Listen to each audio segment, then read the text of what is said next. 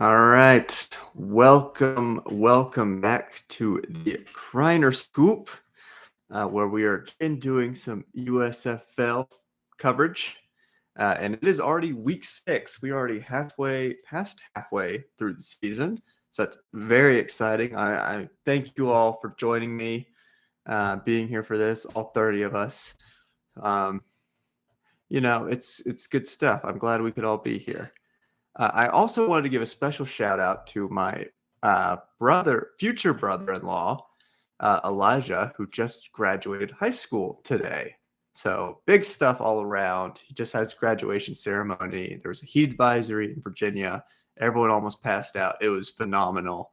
So congrats to him, big guy. Can't wait to see you in a month to celebrate you a little bit.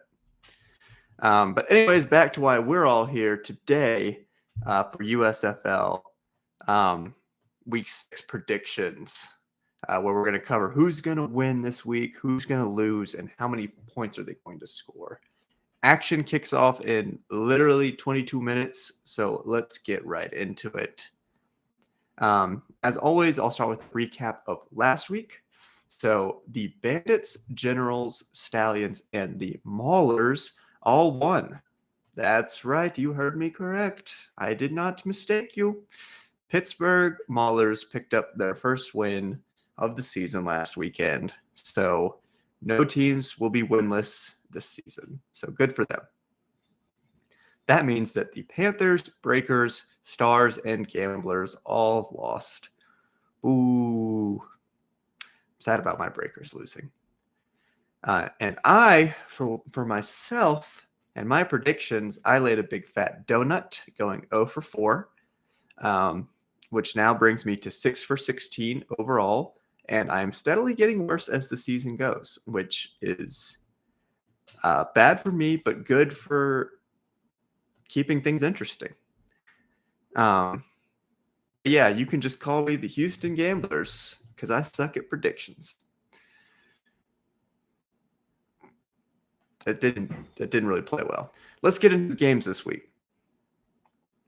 First game this week is today at 1 p.m. So all times are Eastern time. And it airs on NBC. The 3-2 Tampa Bay Bandits take on the 2-3 Philadelphia Stars. Tampa Bay is a team that I have consistently underrated thus far this season. I guess I just assumed that Todd Haley would, when I just looked at him, I just assumed that people wouldn't want to play for him. And that's on me. I judged a book by its cover because the team, they're pretty consistent. They're not the best, but they are consistent, which has brought them to 3-2. The Philadelphia Stars are on a bit of a slide after falling to Birmingham last week. In my opinion, they need to establish a consistent run game to escalate to the playoff tier of teams. Sorry about that. Just mute that. I think Tampa Bay is the better team right now, but I think Philadelphia needs this game more for sure.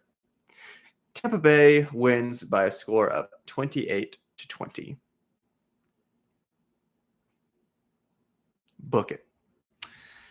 The next game is at 7:30 p.m. on NBC and pits the 1-4 Michigan Panthers versus the 5-0 Birmingham Stallions. Yay! I will die on this hill that Birmingham is not as dominant as their 5-0 record indicates.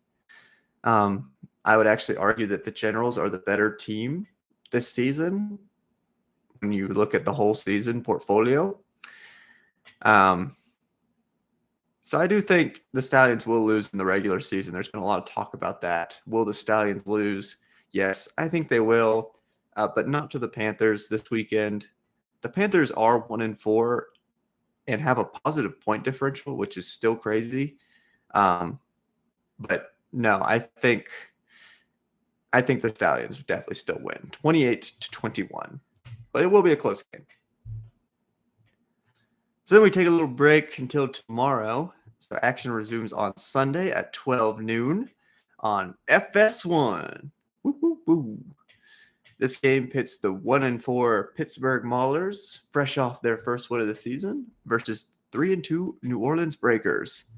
Big news last week, if you haven't heard, we have a new quarterback in the league, Vad Lee.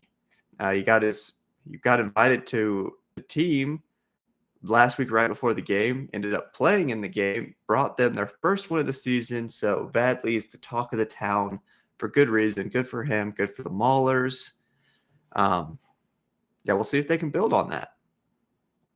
And for the Breakers, Kyle Sloter, on the other hand, is falling apart at the seams. I expect him to roll out of the tunnel this week in a stretcher or on crutches. And I also expect him to play the entirety of the game because that's the game plan. Kyle Sloter plays, and that's it, for better or worse. So if we're going to win this game, I really expect us to lean on our running backs. So hopefully Jordan Ellis rebounds from last week and has a good game. Pittsburgh fans, I will say I'm tempted to pick you this week, but you need to show me a little more than one win over the Gamblers before I pick you for back-to-back wins. Plus, the Breakers responded well after their first loss of the season, and I expect them to do the same here under Coach Fedora. New Orleans Breakers win 24-17. Okay, now we're on to the final game of the weekend already, and that is the 1-4 Houston Gamblers versus the 4-1 New Jersey Generals. Kickoff is at 2 p.m. on Fox. This is an easy one. Generals are good. Gamblers are not. Generals win 21-13. And that does it for my Week 6 predictions. Hopefully this helps set the stage for you for another great week of football. So go ahead and make those final preparations. Get your picks in, get your coffee, eat some eggs. If you haven't had breakfast, it's lunchtime over at the East. So get your hot dog, get some fries, some tater tots. Whatever you need for a great weekend. Houston Gamblers fans probably will want to get something to drink because it's getting sad over that part of the league. It's getting sad. But we will be back next week for more analysis of this weekend's games, plus more predictions for next weekend's games next weekend.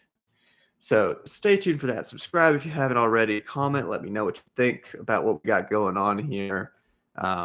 Do you have any predictions you want me to highlight? Do you just want to tell me I'm stupid? I get that a lot. So it's fair game. As always, thank you for tuning in to another episode of the Kriner Scoop. See you next time.